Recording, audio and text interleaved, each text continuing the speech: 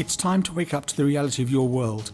Time to stop believing that the world is the one depicted in magazines and on television. Advertising is a lie.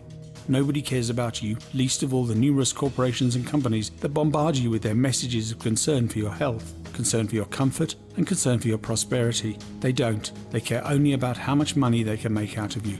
We are here for you. We care about you. We support you. We'll be there when you need us. They spew out endless advertisements claiming their interests in saving animals, saving environments, saving people, and saving the planet. But these are all deceptions designed to make you feel good about their products.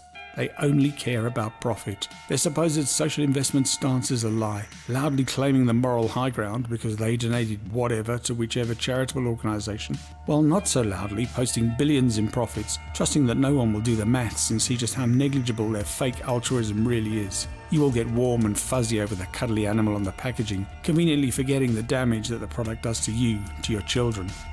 The corporations and multinationals are in control, masterminded by the banking families, and human upliftment is certainly not on any of their agendas.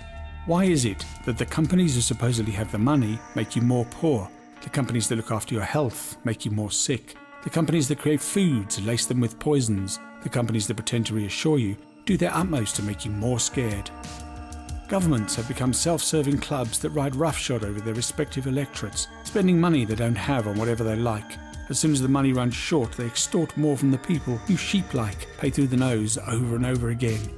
You have been manipulated and lied to all your life by a system that exists to sustain itself. A system that will quickly turn its back on you if you don't play the game and follow the rules. It's no use blaming your parents or your teachers. They too have been deceived, as were their parents and teachers before them, and so on back through the ages.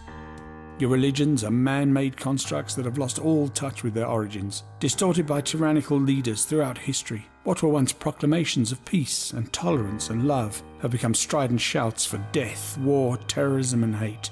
The rituals that you go through daily or weekly will not bring you closer to your God, for as the ancient wisdoms tell us, your God is part of you already. You just need to find it. This isn't a denial of your God, but urges a new look at your faith and a return to the original tenets of its word. Stop praying for things to happen and start being thankful for what is. Bless each day as a new experience. From the enormity of the cosmos down to the smallest grain of sand, there is infinite beauty. Be grateful for being a part of that. Stop thinking outwardly and spend more time thinking inwardly. That is where you'll find your God. Stop being slaves to ambition and start living. The future is not your reality. Your reality is now, the present. Your future is your imagination. Live for today, be in the present.